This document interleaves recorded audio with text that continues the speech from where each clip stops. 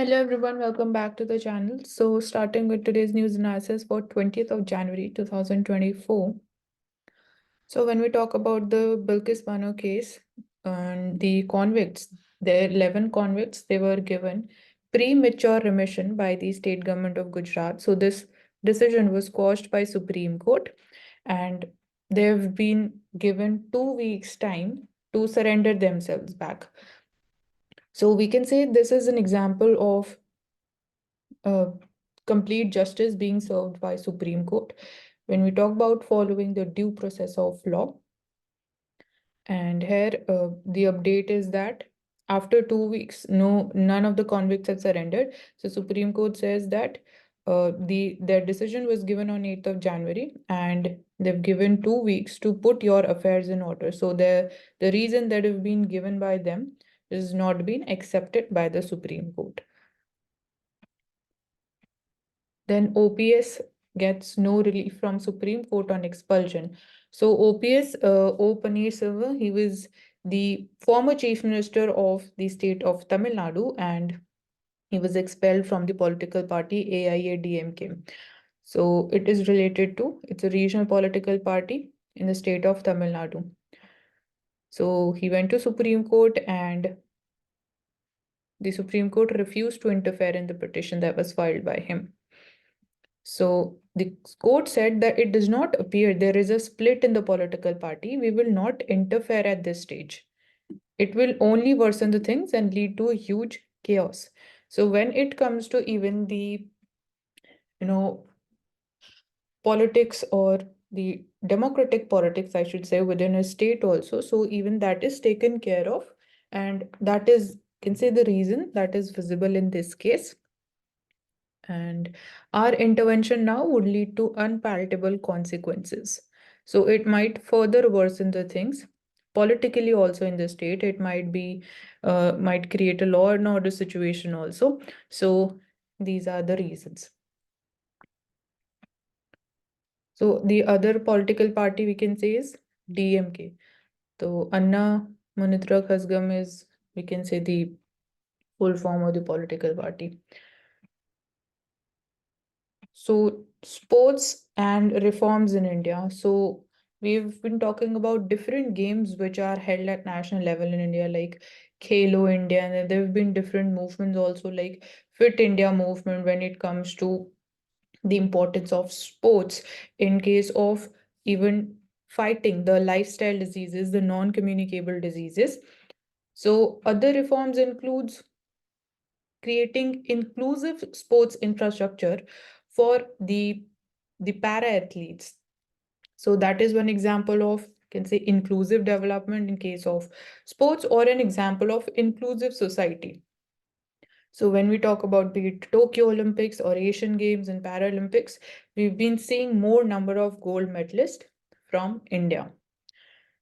So this is the thing. And apart from this, we are focusing upon creating modern infrastructure in, can say, all pockets of India. And we can also talk about the importance of sports when it comes to strong mental health. So that is best reflected by the sportsman spirit and the hard work and the dedication, the positivity of the para athletes. So sports person in the country, they were hardworking, passionate even before, and they gained new confidence and support from the government at every step in the last 10 years. So now we need to ensure that our athletes, they do not go to any country abroad for training because of the reason cited by them, that in India they're not able to get that modern infrastructure or that skilled training, that say ecosystem is not there. So we are focusing upon that, and we have also talked about one of the reforms that as we are promoting one state, one district, one product. So we have seen in the case of the state of Odisha how it has developed specialized infrastructure to promote the sports of hockey. So we can see that such a model should be created pan-India level also. Different states should come forward for other sports so that we can have specialized emphasis on a particular sports.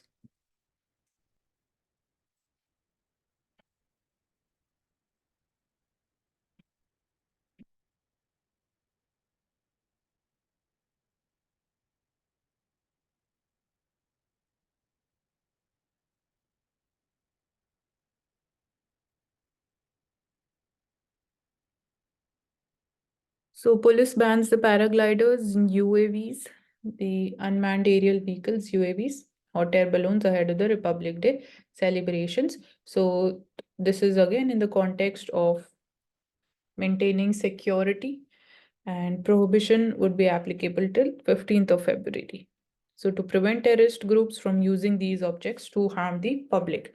So we see that how this modern and the critical technology is being misused also, as we say that everything has a positive and negative. So be it the drone technology, which is we are seeing again comes to border security, how it is being used to drop, can say, narcotic drugs. Illegal smuggling is happening through the use of drones, or even when it comes to illegal smuggling of arms and weapons also, which can be which can be made possible through the drones. So this is one of the issues which is we can say. And again, what are the steps being taken to counter these challenges? Deployment of anti-drone technology, which is again an indigenous technology of India. Then attacked by the pet dog, infant suffered multiple fractures. So here we have talked about, then when we talk about the foreign breeds, which are, we can say, dangerous and which are also banned by the local authorities also when it comes to Delhi. So MCD has banned that you can't pet a dog of a foreign breed, which are, we can say, the dangerous dogs or uh, the foreign breed specifically. So we can go for promoting the indigenous breeds of dogs in India. And here, you will be requiring specific permission also from the local authorities when it comes to having dangerous dogs.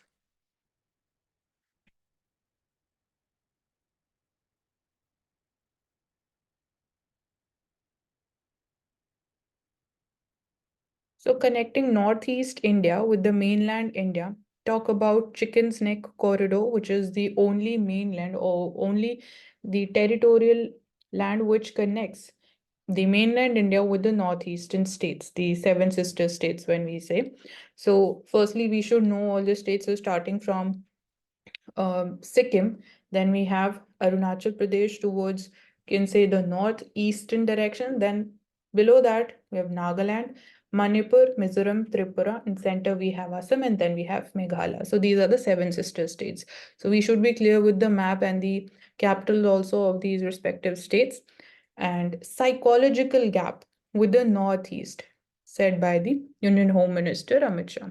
So there was recent Northeastern Council. So this is the nodal agency for economic and social development of the 8 state region. So 8 state would be the West Bengal, the Darjeeling area. And apart from this, when we talk about, so this is, we can say, one of the examples of the institutional measures as far as development and connectivity with the Northeast is concerned. So it is dedicatedly for the economic and for the social development. So the discussions happen. And Northeast Council, we can look for, I think it should be chaired by the Union Home Minister, but we can verify this information. And the chief ministers of all these states and the governors, they participate in this. So this is the composition, and the pace of development has increased when you talk about connectivity. So we have seen recently even cooperation of Bangladesh becomes important for India. So the Agora Agartala railway link line, which connects northeast India passing through Bangladesh, connecting Kolkata in West Bengal. So this is important. Then we can say that we are also seeing investments from Japan. So Japan India collaboration partnership for the northeast development becomes critical. Thirdly, we can talk about the importance of the BBIN initiative, which is there. And we can also talk about BIMSTEC, the Bay of Bengal Initiative for Multi-Sectoral Technical and Economic Cooperation. And apart from this, we can also talk about how the Northeast India can emerge as an hub for the development of MSMEs, for the manufacturing sector. When we talk about the availability of certain important and critical minerals that we get in northeastern India. So that's there. And one district, one product, being vocal for local, we are also like, we keep on organizing like different melas and events at Delhi Haat to promote. We talked about yesterday to promote their artisanal goods even for the Ladakhi region also. So that is important. And from the perspective of internal security, as we were seeing ethnic conflict in the state of Manipur, we have talked about the Bruriang Agreement, which is between Tripura and I think it is between Mizoram and Tripura, Bruriang refugees. And the concern overall when we talk about with the people, the inhabitants of Northeast is during 1971 war, with the Indo-Bangladesh war, it was believed that there was a lot of migrants. They came into India, so that has also increased the competition over the resources, over employment. So that is why we can say the concern of the people because of these reasons has been rising, and it is one of the critical reasons for the security situation of Northeast.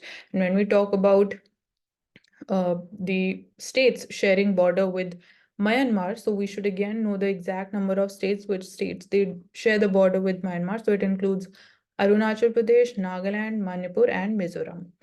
And there also we've talked about the free movement regime. So recently we saw this news 2 weeks ago that government is thinking about scrapping this free movement regime, which allows the tribal community who we can say have been living on across the border also, so they're having like cultural relationship or their traditions. So for promoting that and safeguarding that, we had this free movement regime which allowed movement across the border up till 16 kilometers without any visa. So with this we can say ki illegal immigrants and militancy has been promoted. They have misused this provision. So given the security situation, it is believed that government is going to scrap it soon.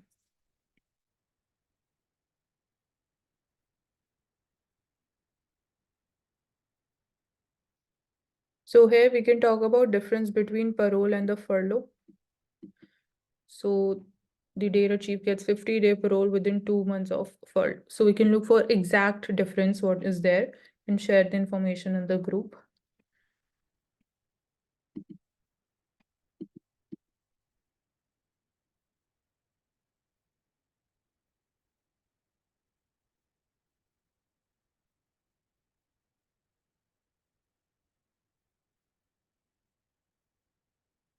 दीदी furlough is granted in case of long term imprisonment, जबकि parole जो है वो short term imprisonment में grant करते हैं. Okay, ठीक है, thank you for the information, Prerna.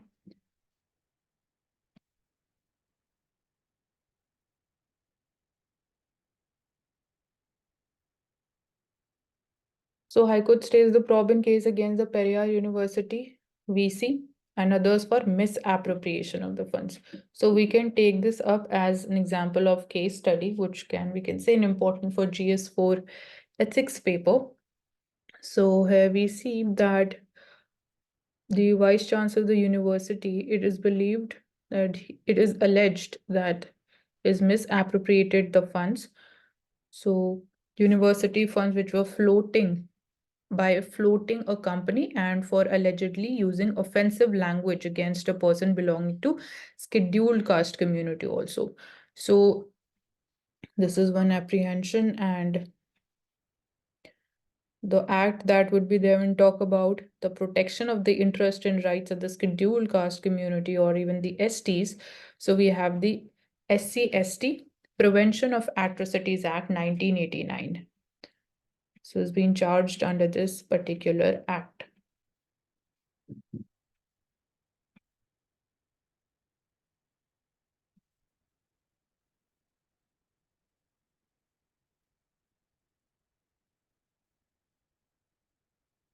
So we've seen the impact of climate change when we are seeing the impact in the form of no snowfall in the Gulmarg region, which is important for the tourism, the sports tourism talk about during the winters like skiing. So that is one of the impacts. So here warmer winter impacts ice hockey, again, another sport which can talk about the winter sports. So 105-kilometer Chadar trek in country's coldest region of Ladakh. So this is impacting the local tourism also, and which is, we can say, would be having the negative impact economically on the income of the people, whose, we can say, this is one of the major livelihood opportunities, specifically during winters in states like in Union Territory like Jammu and Kashmir and Ladakh.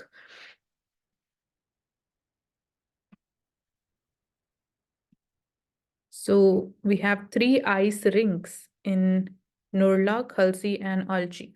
So there was no ice formation unlike previous year so far. So Ladakh is the only region where ice formation, now snow accumulation, is a common phenomenon. So we can say that the nature of ice that is needed for playing these sports of ice hockey or even skiing, we are getting that kind of now environment and ecosystem more closer towards the higher altitude. So it is now available in the Ladakh region. So this is there. And again, it is also to promote the national and international events also. So we are having like different kind of fest are also organized, and we are having such kind of sports. So what is the shadow track? So shadow track is the trekkers from across the globe, they go over the frozen Zanskar River, connecting Kargil with Leh. So Zanskar Range, we talk about one of the mountain ranges of Himalayas, which is there in Ladakh. So Zanskar River is also there, which connects Kargil with the Leh region.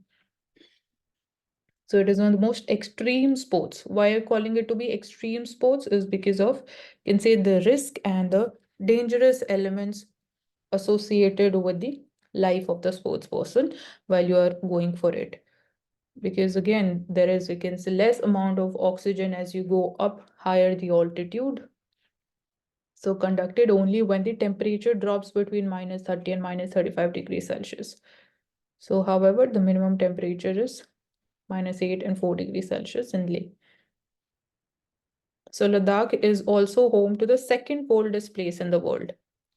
In Dras region, so it sees the temperature dip below -50 degrees Celsius. So this is an important fact.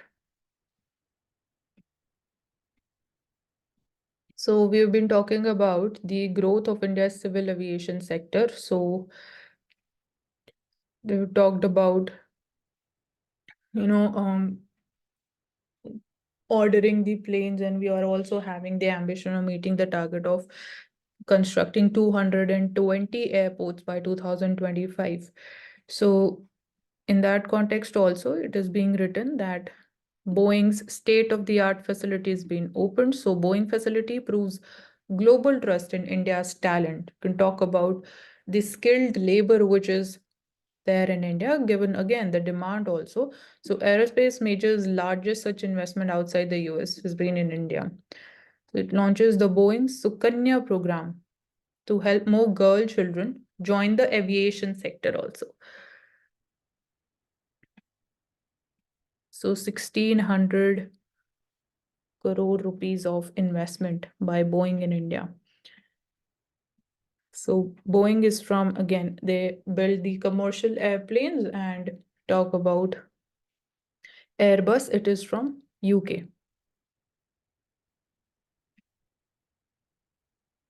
This is an example of, again, indigenization at the same time. And new aviation hub after the inauguration of Asia's largest helicopter manufacturing factory, which is there in Tumakuru. So it was launched last year. Tumakuru is in Karnataka. So this would be generating, we can say, more skilled labor. The demand is going to increase in the STEM sector. STEM is science, technology, engineering, and mathematics fields, and train for the jobs in the aviation sector also. So this becomes again one of the biggest opportunities, even when we talk about increasing the female labor force participation rate to 50%. Like right now it is at 30%.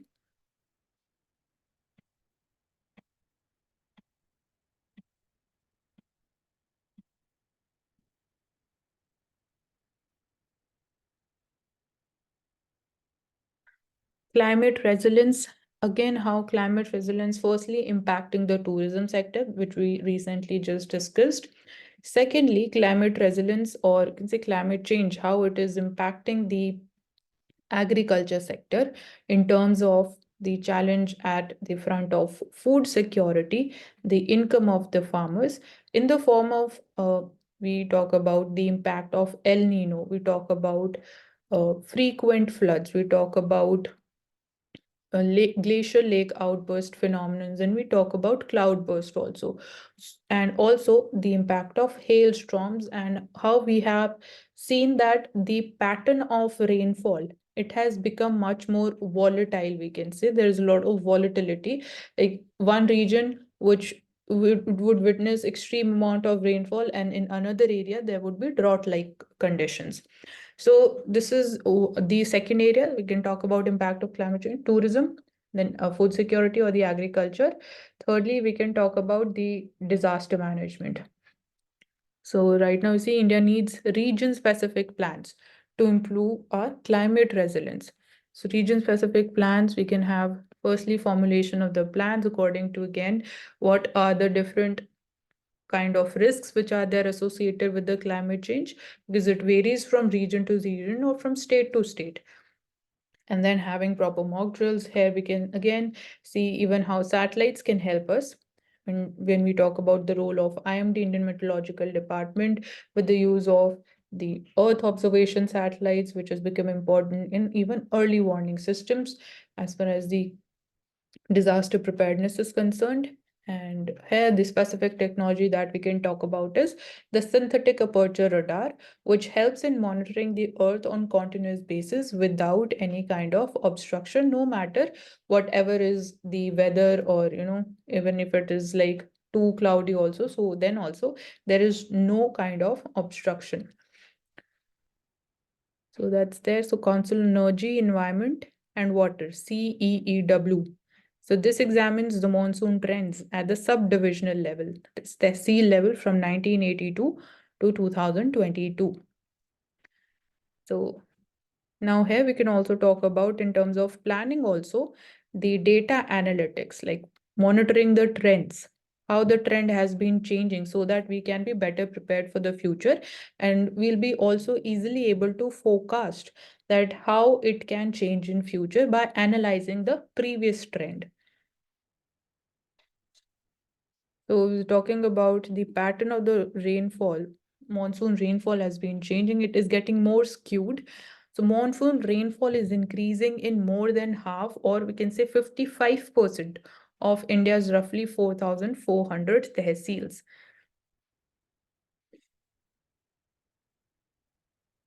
So it is impacting the productivity of the crops, which would be also leading in terms of food inflation also, because of the destruction which it causes to the standing crop.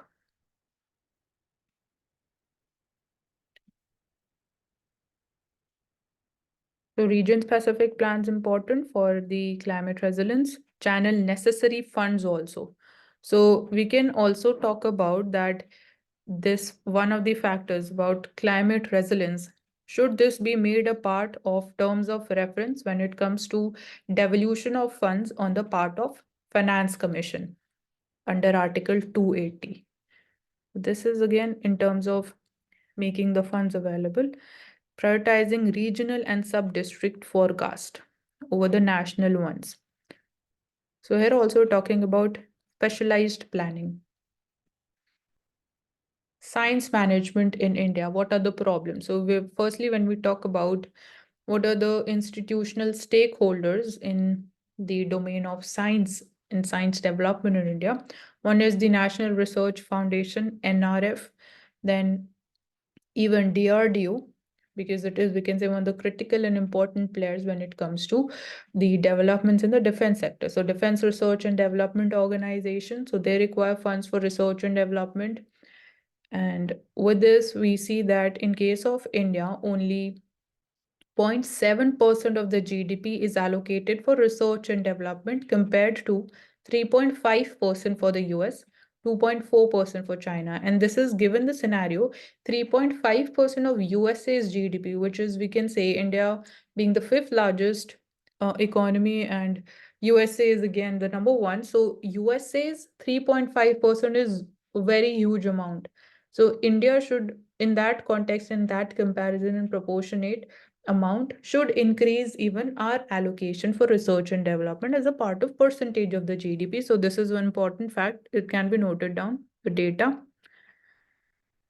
And apart from this, like we are seeing what are the emerging areas or sectors when we talk about developments in science and technology. So that includes the genomics. In genomics, we've talked about different programs and policies like human genome sequencing. We talked about in genomics, like gene editing is one of the technologies. We use CRISPR-Cas9 technology for that. And yesterday we covered one of the most important topics about genetically modified crops, particularly GM mustard, how important it is for, again, ensuring food security and even stable prices for the food grains.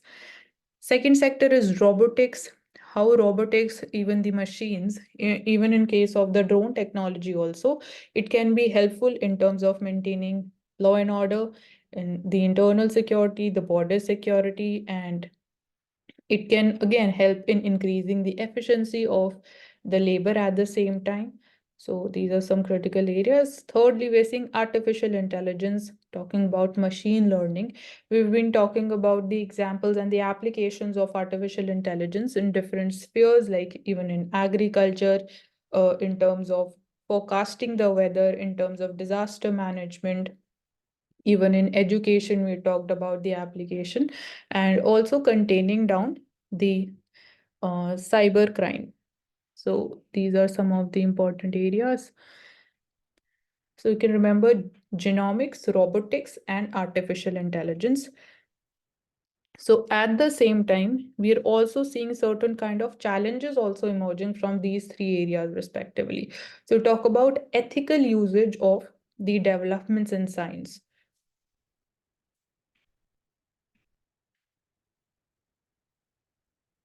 And also we talked about one of the important topics was the standard of the drugs which are available.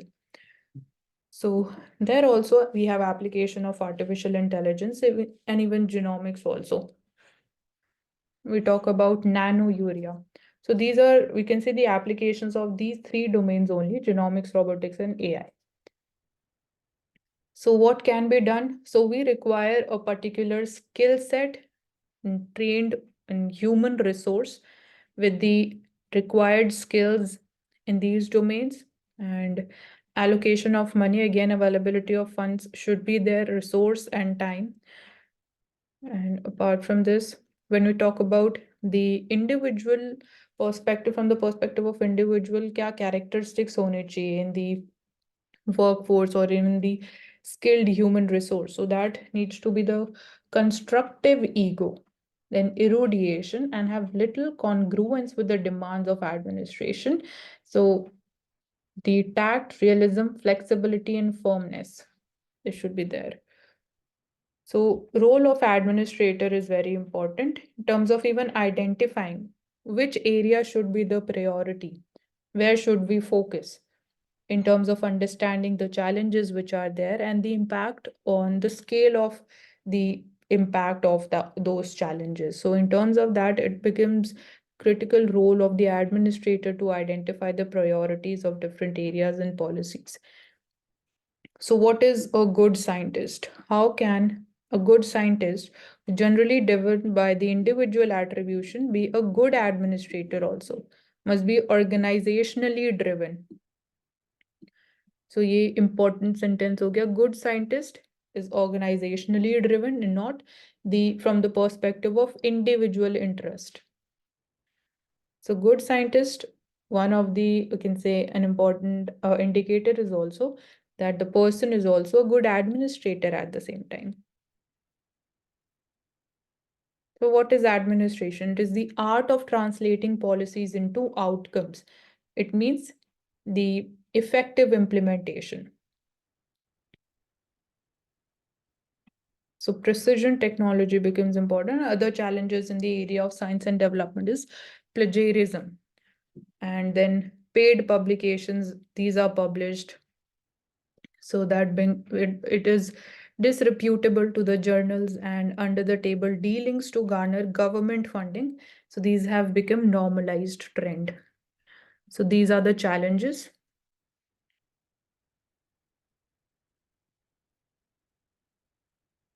So comparing what is the system in US, so there is separation of administrator and the scientist, something which most robust science establishments generally embrace. So we can talk about these are the ideal characteristics.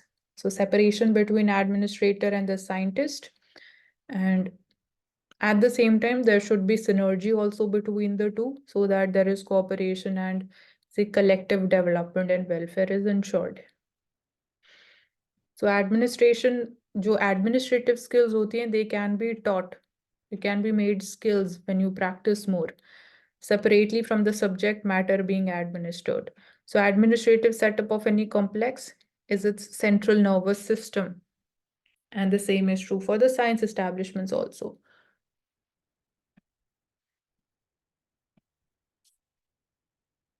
So overall इस article में हमने पहले बात करी कि majorly अगर हम challenges की बात करते हैं, the challenges in the administrative sphere, then second challenge plagiarism, paid publications promoted, and under the table government funding which is procured. And one of the challenges also less amount of GDP which is allocated for research and development, which is 0.7% of the GDP is allocated, and ethical usage of the technology. So what needs to be done? The allocated GDP should be increased. There should be more synergy between administrative skills and the scientific skills. And three emerging areas in terms of science and technology is genomics, robotics, and artificial intelligence.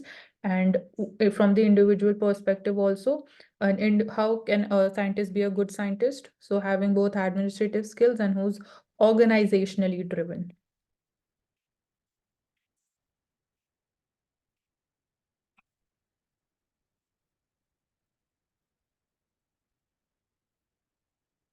Baby is branded with hot bangles. So this is like जो hot bangles होते हैं, when you place it on the skin, एक वो permanent mark develop हो जाता है. Like पहले जैसे हम बात करते थे कि horses they were branded in order to identify the owner of that particular horse. So this is being seen even on the babies also in, can say, the regions of Madhya Pradesh. So it is mentioned like in Umaria, Shahadul, and Annupur. So दागना बोलते हैं इसको हिंदी में, branding. दागना is a practice in MP, prominent among the Baga, which is the traditionally priest Baga people. Kol and Gond, these are traditional ruler tribes. So Baga, Kol, and Gond tribes are they're found in the, you can say, eastern part of the state of Madhya Pradesh. These are the examples of the districts. So लोगों के हिसाब से जो वहाँ की common belief, जो उनकी culture traditional belief है कि ये जो शॉक ट्रीटमेंट है, when you brand a baby, it helps boost baby's immunity when they fall sick. But again, this is about the traditional practice. And when we talk about the scientific grounds to justify this, that is not acceptable. So जो hot broken bangles होते हैं, even iron sickles that have been used to make small burn marks on a child's forehead, chest, or abdomen. So this is their traditional belief. So we can talk about यहाँ पे भी जो reason दिया जा रहा है कि it boosts the immunity. And यही reason हमने देखा था when it talks about the promotion of, or practicing jallikattu, or different forms, the like Kabbalah, it is practiced or celebrated in the state of Karnataka, and cockfights are there. So here also within certain the same reason, but again you can't allow this to go on because it is again not justified on scientific grounds. It is a ritual to brand a child once a month, and so after its birth.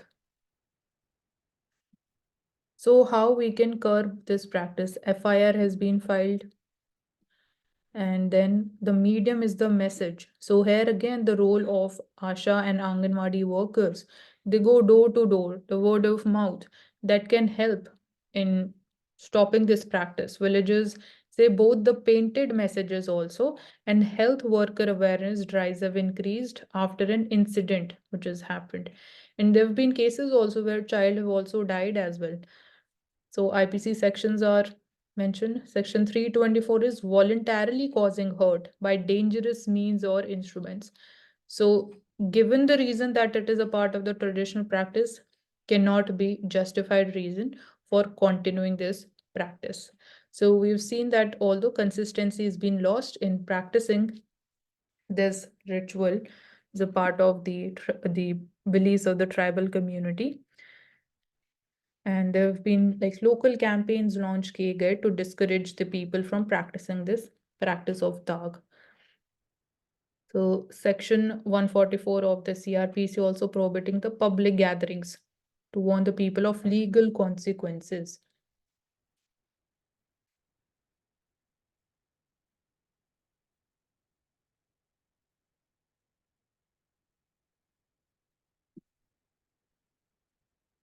So India would be there in the world's top 3 economies.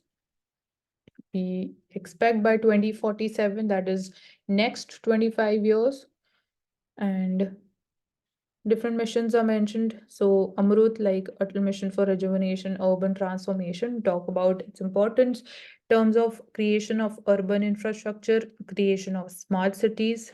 There have been Atal labs which have been, you can say, inaugurated and functioning under this particular project. And 2,000 crore rupees have been allocated. 15,000 houses of Rainagar Housing Society in Solapur. The beneficiaries includes thousands of handloom and power loom workers, rag pickers, BD workers. They have been providing pakka houses.